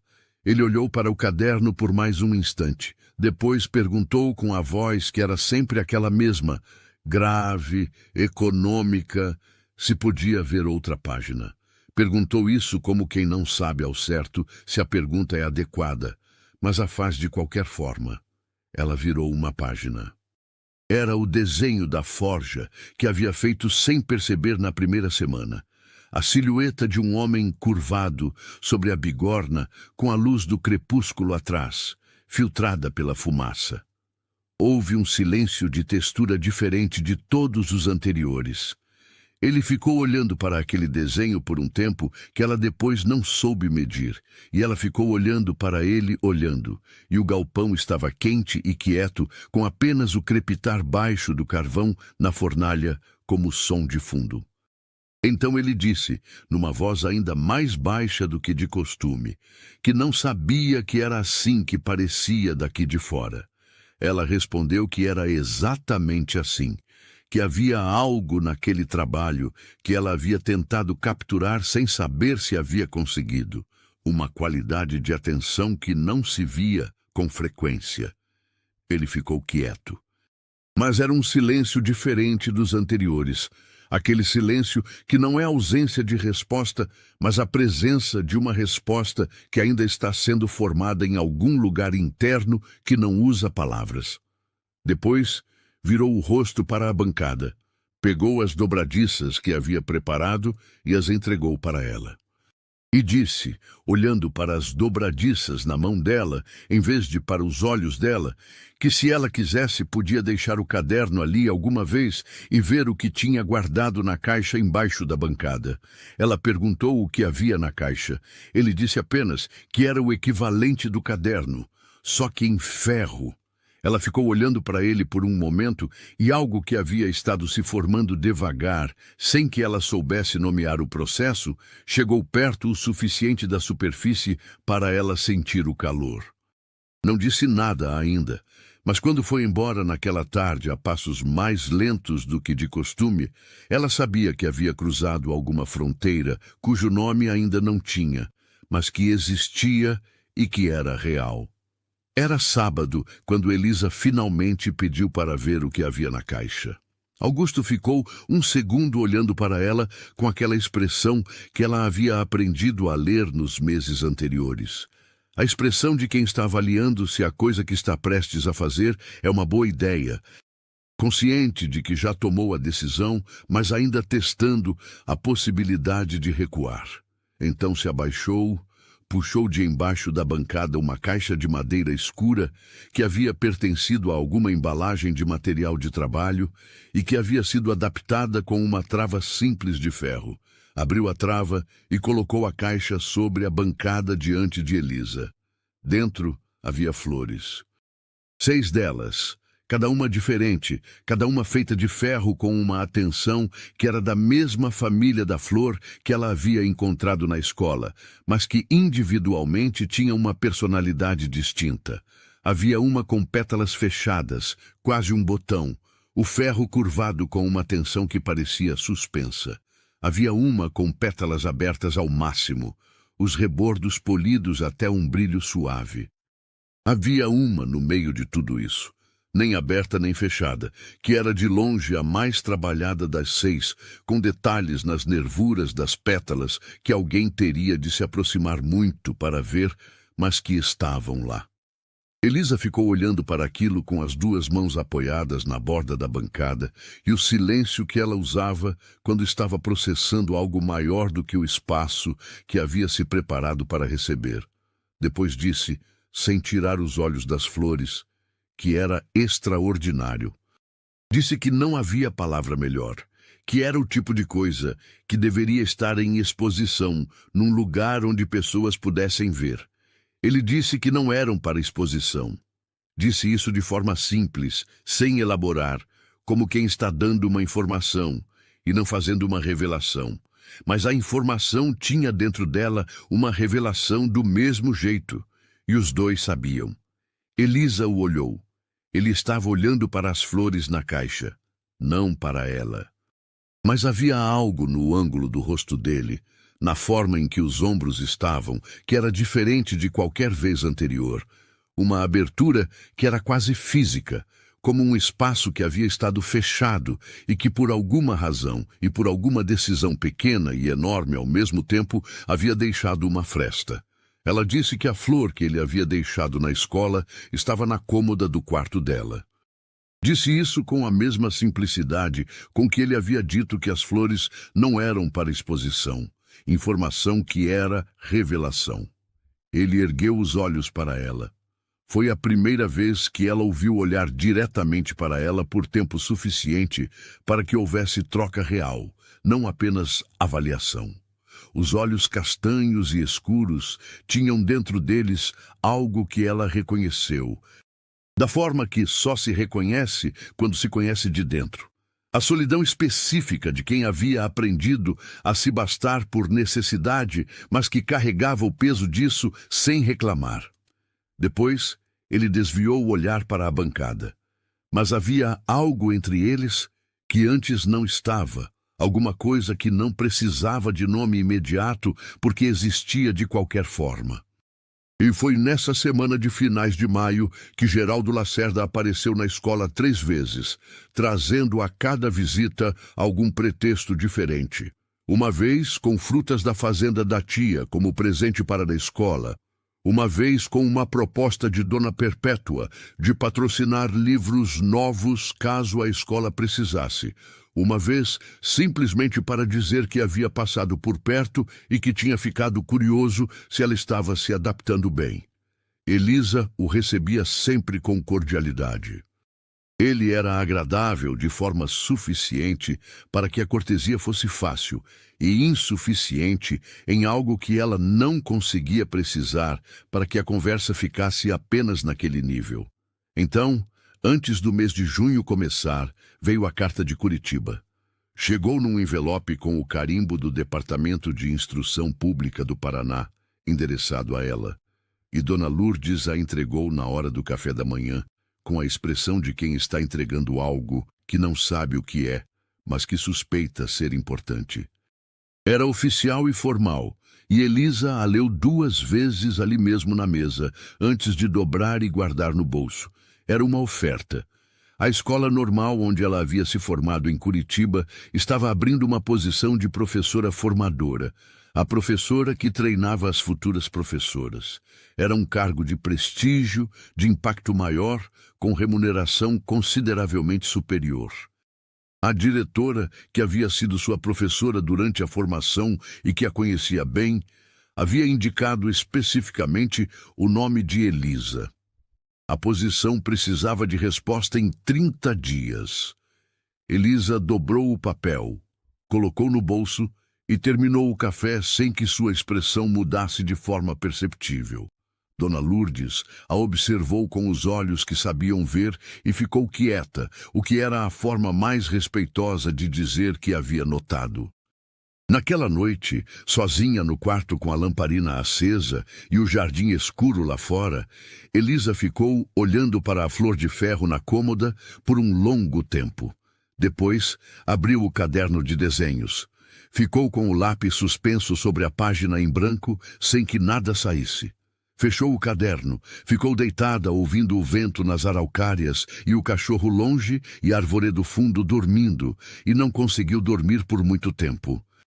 Era junho quando as coisas ficaram complicadas, do jeito que as coisas ficam quando chegaram ao ponto em que não podem mais ficar no mesmo lugar. Dona Perpétua havia convidado Elisa para um chá na propriedade Lacerda. E Elisa havia aceitado, porque recusar seria descortesia sem justificativa adequada, e ela preferia as dificuldades às descortesias. A casa dos Lacerda era grande e bem mobiliada, com o tipo de elegância de quem tem recursos suficientes para não precisar exibi-los, mas que os exibe do mesmo jeito porque é tradição fazer isso. Dona Perpétua serviu o chá com biscoitos de polvilho. E depois de alguns minutos de conversa sobre a escola e sobre o clima, chegou ao assunto com a diretidade de alguém que considerou que a antecipação era perda de tempo. Disse que havia ficado sabendo da carta de Curitiba. Disse isso de forma que não era uma pergunta, o que significava que a informação havia chegado até ela de alguma forma que Elisa não precisava rastrear para entender que existia. Disse que aquela era uma oportunidade extraordinária para uma jovem de talento. Disse que o interior tinha sua beleza e seu valor, mas que jovens com formação e capacidade deveriam estar onde seu talento pudesse se expandir ao máximo. Disse que Arvoredo Fundo ia encontrar outra professora, que encontrava sempre. E então disse com a mesma voz prática e os olhos no chá, que antes de qualquer decisão ela devia conversar com Geraldo, que tinha coisas a dizer e que havia esperado o momento certo. Elisa ficou olhando para a xícara na mão. Depois ergueu os olhos para a Dona Perpétua e disse, com a calma específica que ela usava quando estava sendo muito direta sem levantar a voz, que agradecia o interesse e a generosidade, que Geraldo era um homem de bom caráter e que a decisão sobre Curitiba era dela e de mais ninguém, e que ela ia tomá-la quando estivesse pronta para tomá-la. Dona Perpétua a olhou por um segundo, com os olhos que avaliavam, e depois disse que, claro, que naturalmente. Mas havia no claro, uma camada de quem não está totalmente convencido de que o assunto está encerrado. Na semana seguinte, Geraldo apareceu na escola com um buquê de flores do campo. Flores de verdade, não de ferro, e um discurso preparado sobre o quanto havia apreciado conhecer Elisa, sobre as qualidades que havia reconhecido nela, sobre como imaginava que teriam muitas coisas em comum. Era um discurso de qualidade razoável, entregue com cuidado razoável, e que era completamente insuficiente para o que ele estava tentando fazer com ele. Elisa o ouviu até o fim. Depois disse, com a gentileza que a situação merecia e sem a dureza que ela poderia ter colocado, que apreciava muito a consideração, que Geraldo era uma boa pessoa e que não havia da parte dela nenhum sentimento que fosse além do respeito e da amizade. Disse isso de forma definitiva, da maneira que não deixa margem para renegociação, mas que também não humilha. Ele foi embora com o buquê de flores, porque ela havia recusado receber também, e com a dignidade intacta. Elisa o viu desaparecer na curva da rua e ficou parada na porta da escola por um momento, ouvindo o som do martelo que vinha da forja, regular e constante como sempre. Mas naquela tarde, quando passou pela forja a caminho da pensão, o martelo estava silencioso. O galpão estava aberto, mas vazio, e havia algo na ausência daquele som, num horário em que normalmente ele estava lá, que fez com que algo em Elisa apertasse de um jeito que ela havia aprendido a reconhecer como sinal de que estava sentindo uma coisa que ainda não havia admitido. 2 dias depois, seu Belmiro apareceu na escola numa manhã.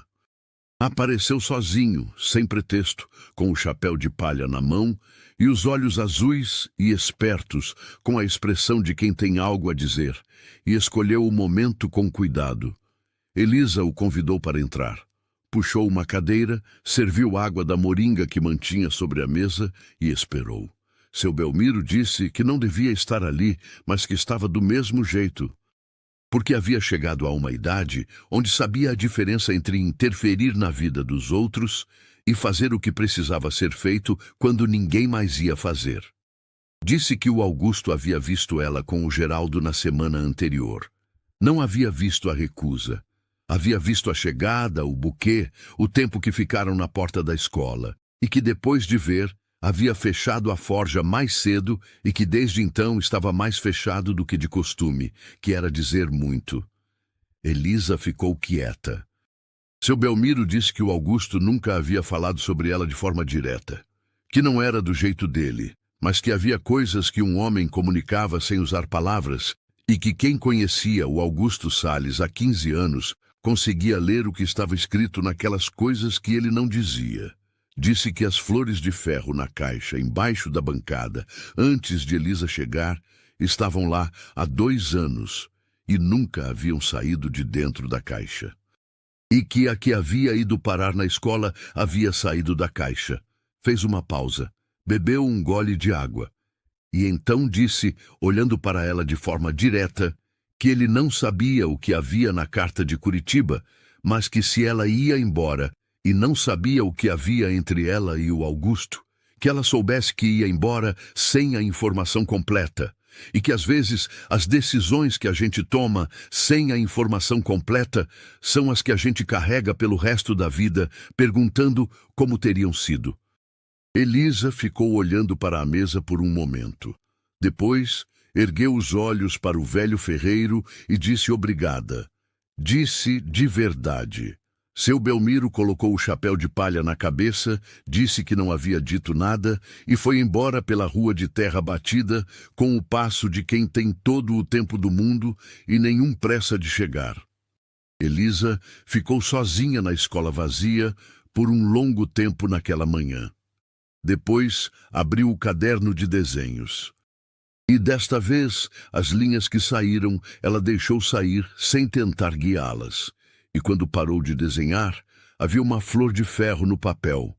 Não de memória, mas de dentro. E então soube o que precisava fazer. O prazo da carta de Curitiba estava se aproximando.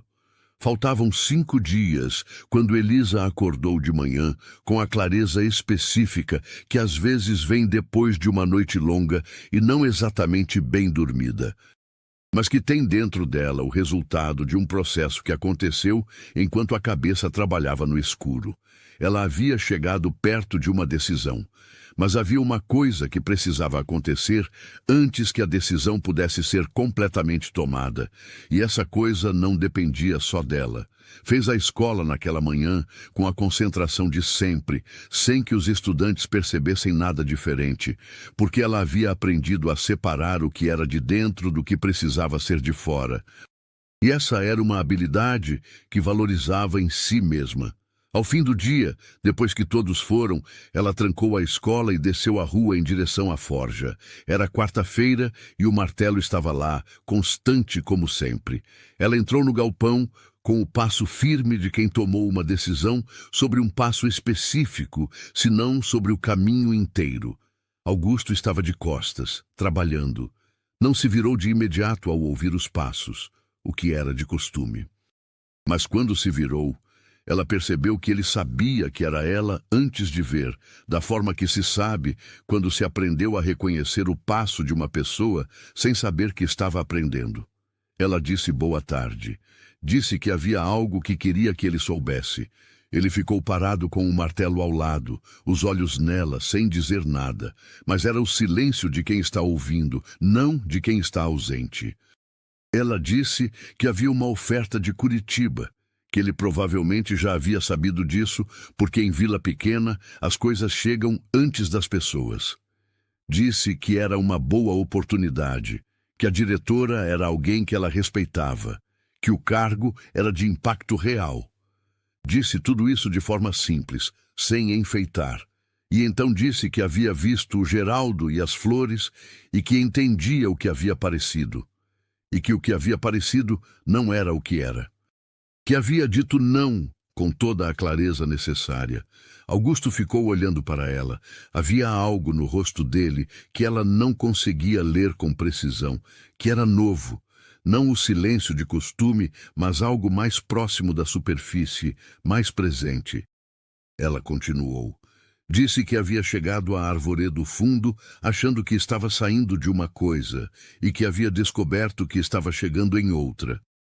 Disse que não sabia dar mais nome do que isso naquele momento, mas que achava que ele tinha o direito de saber antes que ela tomasse qualquer decisão, porque havia coisas que ela havia aprendido em Arvoredo Fundo que não havia encontrado em nenhum outro lugar onde havia estado, e que algumas dessas coisas estavam numa caixa de madeira embaixo de uma bancada de ferreiro, e outras estavam num caderno de desenhos, e que os 2 objetos haviam acabado de alguma forma na mesma prateleira do que importava. O galpão estava silencioso, além do crepitar do carvão, que diminuía porque a fornalha havia sido abaixada no fim da tarde. O sol estava indo embora lá fora, e a luz que entrava era aquela última luz dourada que parece despedida antes de ser noite. Augusto ficou quieto por tempo suficiente para que ela começasse a pensar que havia dito demais, ou de menos, ou da forma errada. Então ele colocou o martelo sobre a bancada, com aquele cuidado particular, o cuidado de quem está colocando uma ferramenta no lugar onde vai descansar, porque o trabalho daquele tipo acabou por hoje.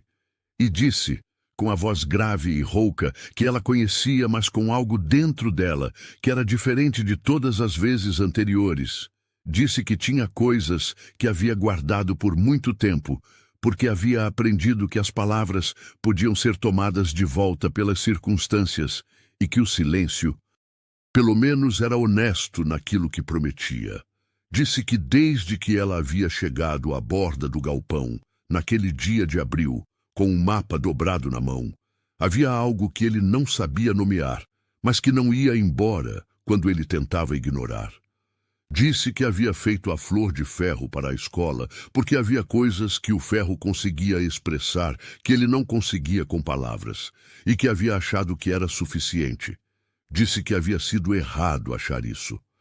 Disse que não sabia o que ela ia decidir sobre Curitiba, que era a decisão dela, que era a vida dela, que ele não tinha direito sobre isso, mas que se ela ia embora sem saber o que havia aqui, que pelo menos agora ela sabia. E então ficou quieto, olhando para ela com os olhos que eram castanho escuros e diretos e que tinham dentro deles, agora que eram visíveis de perto o suficiente e da forma certa, uma profundidade que não tinha fundo que ela pudesse ver. Elisa ficou olhando para ele por um momento que depois ela se lembraria com a precisão que se lembra dos momentos que mudam alguma coisa fundamental. E então ela sorriu. Não o sorriso de lado que ela tinha para as situações que exigiam educação ou para as coisas que tinham graça. Era o sorriso de frente, inteiro, que ela raramente mostrava, porque raramente havia a ocasião certa. E disse que havia decidido antes de vir aqui, mas que havia coisas que ficam melhores quando a gente tem certeza. Disse que ia escrever para Curitiba amanhã e que agradecia a oferta, mas que havia encontrado onde queria estar. Houve um silêncio. Não o silêncio costumeiro de Augusto, diferente com uma qualidade que ela depois tentaria descrever para si mesma e que a palavra mais próxima que encontraria seria alívio, mas um alívio que também era começo. Então, ele fez algo que ela não havia visto antes. Sorriu. Era um sorriso contido, da forma de quem não pratica o gesto com frequência, mas que era verdadeiro exatamente por isso. E disse que o banco da escola estava consertado fazia dias, mas que ele havia estado esperando uma razão adequada para devolvê-lo. Ela riu, de verdade, completamente, com o som que tem quando sai sem planejamento. E ali, naquele galpão que cheirava a carvão e metal, e a fumaça que o dia inteiro havia feito e que agora esfriava com o fim da tarde, com a última luz dourada entrando pela abertura e o crepitar que ficava cada vez mais baixo na fornalha, algo que havia estado se formando por meses ficou finalmente pronto. Arvoredo Fundo soube das coisas de formas diferentes.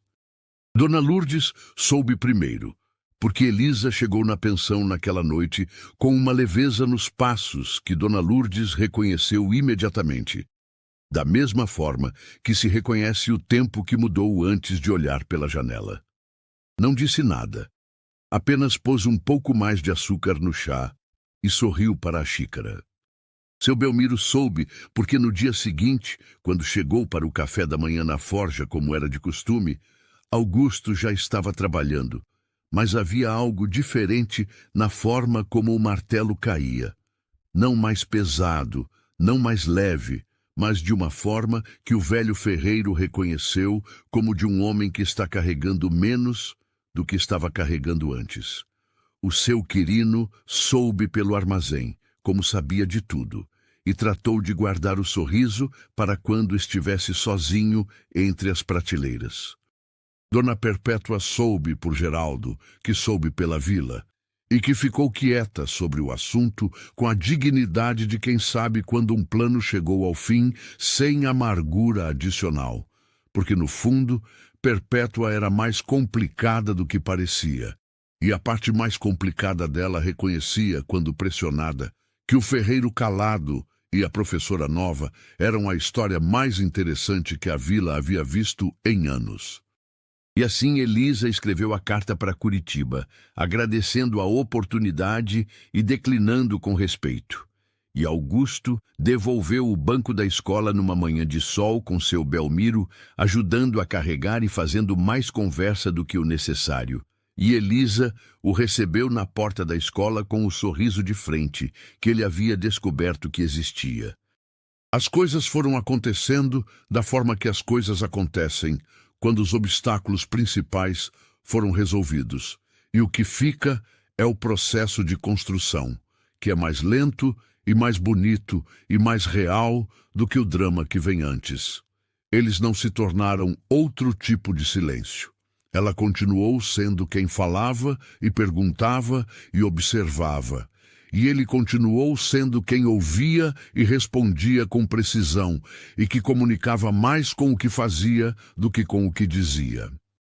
Mas havia entre eles uma conversa que não parava, mesmo quando as palavras não estavam acontecendo. E essa conversa era do tipo que não precisa de muito vocabulário para ser fluente.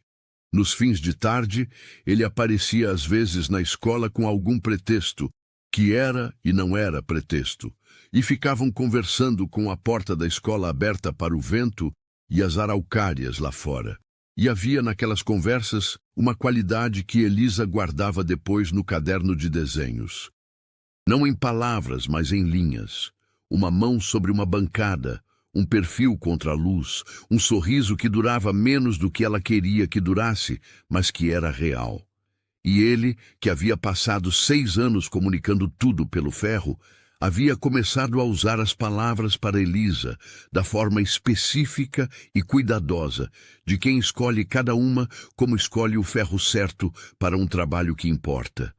Não eram muitas palavras, mas eram as certas, no momento certo, e isso tinha um valor que palavras abundantes e menos precisas nunca haviam tido.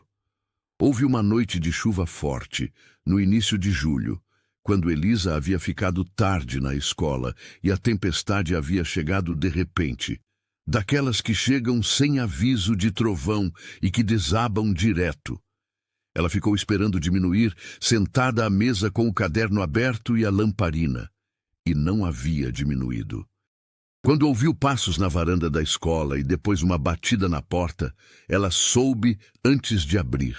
Augusto estava ali com um capote de lona sobre os ombros, encharcado do joelho para baixo, com uma lanterna de querosene na mão e a expressão de alguém que havia tomado uma decisão prática sobre uma situação que envolvia algo mais do que praticidade. Disse que havia visto a luz da escola acesa e que a chuva não tinha sinal de parar. Ela disse que sabia. Disse que estava esperando diminuir. Ele disse que podia esperar muito ainda, porque quando chegava daquele jeito, era chuva de noite inteira. Ficaram os dois na varanda da escola, enquanto a chuva batia forte no telhado de zinco, com aquele som que é ao mesmo tempo barulhento e isolante, que faz o mundo lá fora parecer muito longe e o espaço de dentro muito próximo. Ela havia pego a lamparina da sala e os dois ficaram sentados nos degraus da varanda. Ela com o caderno fechado no colo e ele com as mãos grandes unidas entre os joelhos, e conversaram de uma forma que ela guardou depois como uma das conversas mais completas que havia tido na vida e que, na verdade, havia sido simples, sobre o rio que transbordava todo julho, sobre o inverno que era rigoroso naquele vale, sobre o trabalho dela na escola e o trabalho dele na forja, e os pequenos acontecimentos de Arvoredo Fundo que compunham o tecido de um lugar que havia se tornado o de ambos. Em algum ponto da conversa, ela havia mostrado a ele o caderno inteiro, página por página, e ele havia olhado cada desenho com a mesma atenção que dava ao ferro que trabalhava.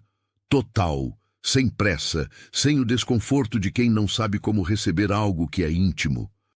E quando chegou no desenho da silhueta da forja, o mesmo que havia visto da primeira vez, ficou olhando mais tempo do que nos outros e não disse nada, mas colocou a mão, por um momento, sobre a mão dela que segurava o caderno.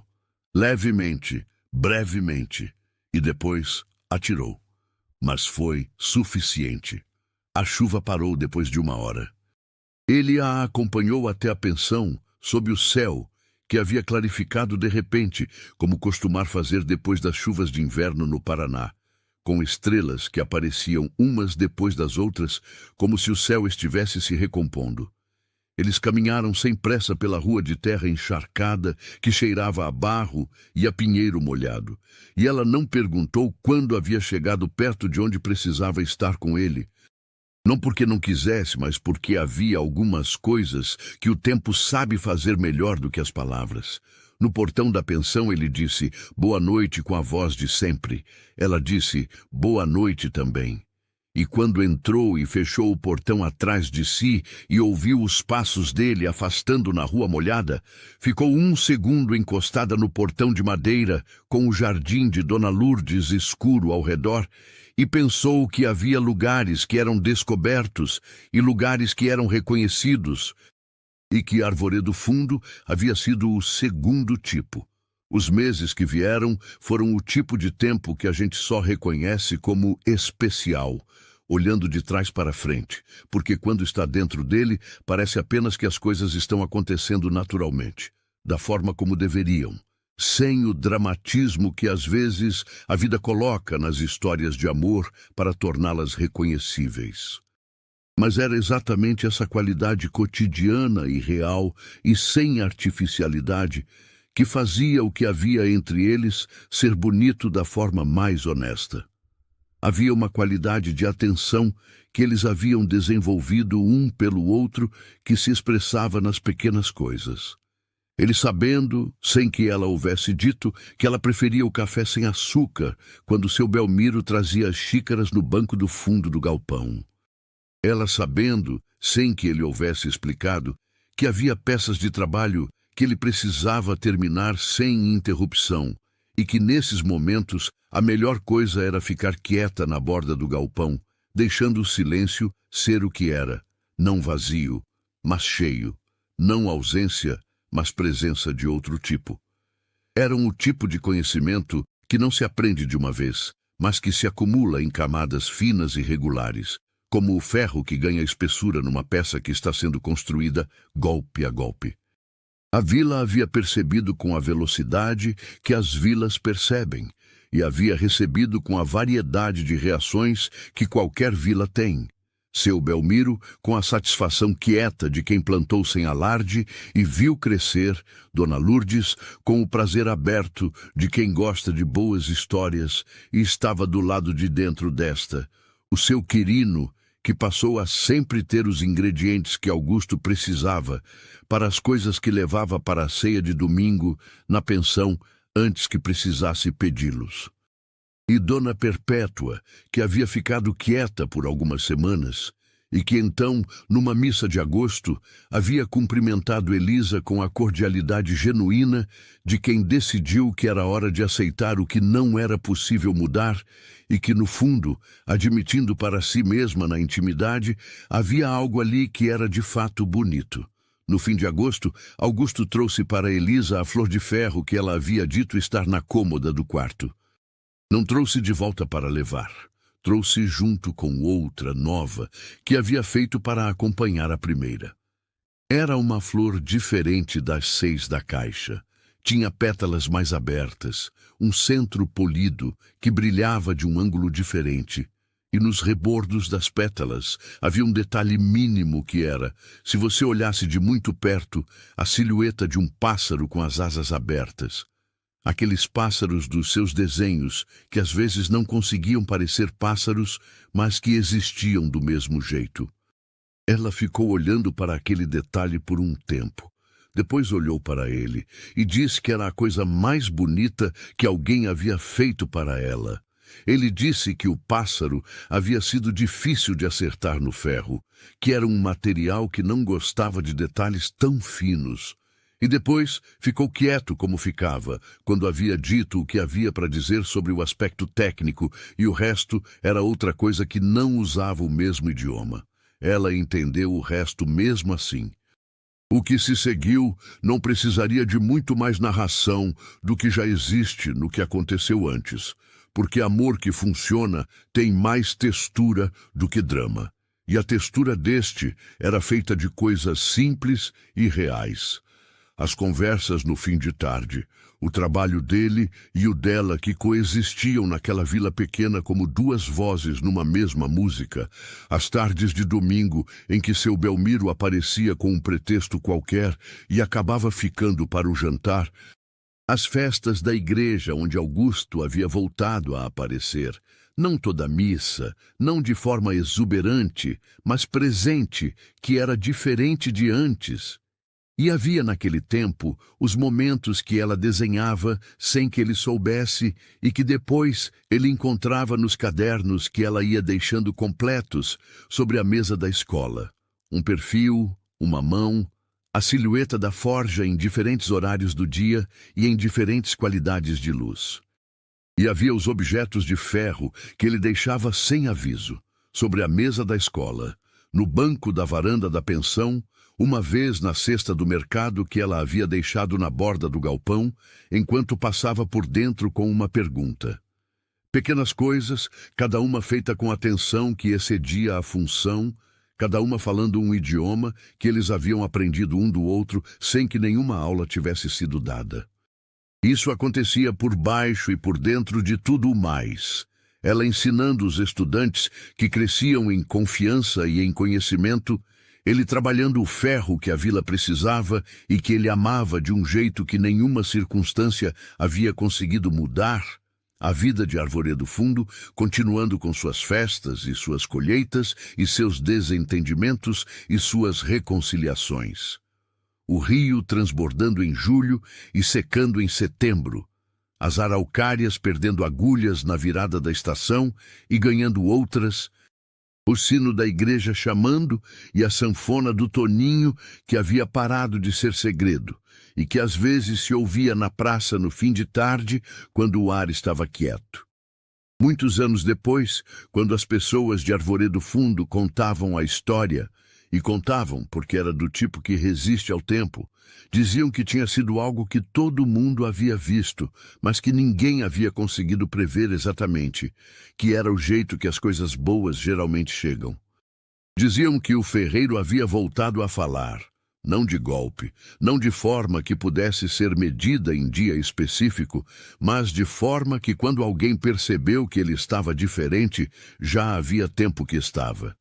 Diziam que a professora havia ficado mais do que o cargo exigia, que havia ficado porque havia encontrado o que não estava procurando, e que isso era a forma mais honesta de encontrar qualquer coisa. Diziam que as flores de ferro que ele fazia, e que a vila inteira acabou sabendo que existiam, da forma que a vila sempre acaba sabendo, eram a coisa mais bonita que havia saído daquela forja, mais bonita do que os ferros do coreto da praça, e mais bonita do que qualquer portão ou grade ou dobradiça, que o melhor ferreiro da região havia feito em 20 anos de ofício. E diziam isso não porque era tecnicamente verdade ou falso, mas porque havia naquelas flores de ferro uma qualidade que todo mundo reconhecia, mesmo sem conseguir nomear. A qualidade de uma coisa que foi feita com a parte de uma pessoa que ela guarda para o que importa de verdade. A escola de Arvoredo Fundo ficou com a mesma professora por muitos anos, mais anos do que qualquer um havia previsto quando ela chegou com a mala de couro marrom e o caderno de desenhos embaixo do braço, naquela tarde de abril de 1924.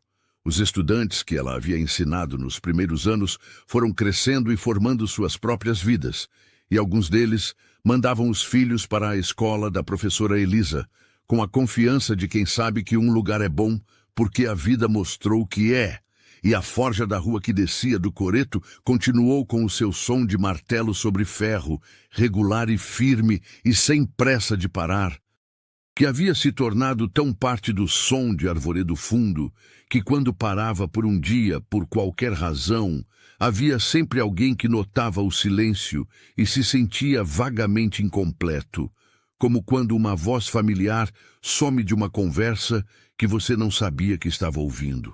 O coreto da praça ficou com as flores de ferro nas pontas dos ferros, e os moradores da vila que passavam por ele todos os dias, às vezes paravam sem perceber bem porquê e olhavam para aqueles detalhes que não precisavam estar lá, mas que estavam, e seguiam em frente com algo levemente mais leve do que haviam chegado. E numa tarde de junho de 1931, 7 anos depois de uma jovem professora ter chegado de trem a uma estação pintada de amarelo mostarda, com uma mala de couro e um caderno de desenhos, e sem saber que estava chegando ao lugar certo, O sino da igreja de Nossa Senhora do Perpétuo Socorro tocou para uma cerimônia que a vila inteira compareceu, porque havia coisas que eram de todos, mesmo quando pertenciam a dois. Seu Belmiro estava na primeira fila com o chapéu de palha na mão e os olhos azuis e espertos que estavam, naquela tarde, completamente sem esperteza e completamente molhados, da forma que acontece com os velhos, que sabem que estão vendo o resultado de algo que ajudaram a não destruir quando poderia ter sido destruído. Dona Lourdes estava do lado com o lenço bordado e um sorriso que não cabia inteiramente no rosto. Dona Perpétua estava 3 fileiras atrás, com a postura de sempre, e uma expressão que quem a conhecia bem reconheceria como satisfação, e quem a conhecia menos bem confundiria com neutralidade. Augusto Salles estava de pé na frente da igreja, com uma flor de ferro no bolso do paletó, discretamente, que não era para ninguém ver. Era para ele saber que estava ali. E Elisa Fontes, que havia chegado a Arvoredo Fundo, achando que estava fugindo de uma coisa e que havia descoberto que estava chegando em outra, entrou pela porta da igreja com o vestido simples de tecido creme e as flores do jardim de Dona Lourdes no cabelo. E quando viu Augusto lá na frente com os olhos castanho escuros e diretos nela, os olhos que haviam aprendido a olhar de volta em vez de desviar, ela sorriu o sorriso de frente, o inteiro. O que ela raramente mostrava, porque raramente havia a ocasião certa. Esta era a ocasião certa. E disse que naquela tarde, quando saíram da igreja e a vila os recebeu com aquela alegria específica de comunidades pequenas que fazem do bem de dois o bem de todos, Augusto disse a Elisa, com a voz que havia voltado para o mundo de forma diferente do que havia partido, mas que havia voltado, que havia guardado as palavras por muito tempo, mas que a partir dali queria gastá-las bem. Ela disse que estava ouvindo, e ele disse que era exatamente isso, que ela sempre havia estado ouvindo, desde o primeiro dia, de uma forma que havia feito a diferença, que era a forma que fazia toda a diferença. Arvoredo Fundo cresceu com os anos, como crescem as vilas que ficam no caminho de coisas que chegam. Chegou a energia elétrica, chegou uma estrada melhorada, chegaram novas famílias. Mas a forja ficou onde estava, com o mesmo som de sempre, e a escola ficou com a mesma professora que havia chegado numa tarde de abril com uma mala de couro e um caderno de desenhos e sem saber ainda o nome do lugar onde ia ser feliz. Quando as pessoas novas chegavam e perguntavam sobre a história da vila, e sempre havia alguém que perguntava, porque vilas antigas têm esse dom de fazer as pessoas curiosas sobre o que veio antes. Invariavelmente, alguém apontava para o coreto da praça com as flores de ferro nas pontas dos ferros e começava por ali. E então vinha o resto, contado com aquela afabilidade de quem guarda uma história boa e é feliz quando tem ocasião de contá-la. O vento passou pelas araucárias do morro, naquela tarde de junho, com aquele sussurro que não tinha equivalente em nenhum outro som. E Arvoredo Fundo ficou com a história, que foi passando de boca em boca da forma que as histórias verdadeiras passam, crescendo um pouco a cada vez, não porque alguém inventava, mas porque havia sempre mais dentro dela do que cabia numa única versão. E quando perguntavam como havia começado, a resposta era sempre a mesma. Havia começado com uma peça de ferro que ninguém pediu, deixada numa prateleira de escola por mãos que sabiam fazer em ferro o que não sabiam dizer em palavras. Encontrada por olhos que souberam ler o idioma certo na hora certa. Mas quem conhecia a história completa sabia que havia outra resposta igualmente verdadeira. Havia começado com uma mulher que chegou fugindo de uma dor que ainda não sabia o nome, e que havia encontrado no lugar mais improvável para qualquer busca o único tipo de chegada que transforma de verdade. Não a chegada a um lugar novo, mas a chegada a si mesma. E um homem que havia aprendido a se esconder no calor do ferro e que havia sido, por uma professora nova que não sabia ouvir de outra forma senão de verdade, finalmente encontrado. Duas pessoas que chegaram ao mesmo vale por razões diferentes, no mesmo momento em que precisavam chegar, e que a partir daí nunca mais precisaram partir para lugar algum que valesse mais do que onde estavam. Como começam as histórias mais bonitas, sem aviso, sem planejamento, na hora que parecia a menos provável para qualquer coisa boa começar. E por isso dura. E por isso, quando o vento passava pelas araucárias de Arvoredo Fundo, naquele sussurro que não tinha equivalente em nenhum outro som do mundo, havia dentro dele, se você ficasse quieto o suficiente e ouvisse com a atenção certa, algo que era o próprio resumo daquela história, o som de duas solidões que haviam parado de ser solidões, e que haviam se tornado, uma para outra, o lugar mais silencioso e mais cheio do mundo ao mesmo tempo.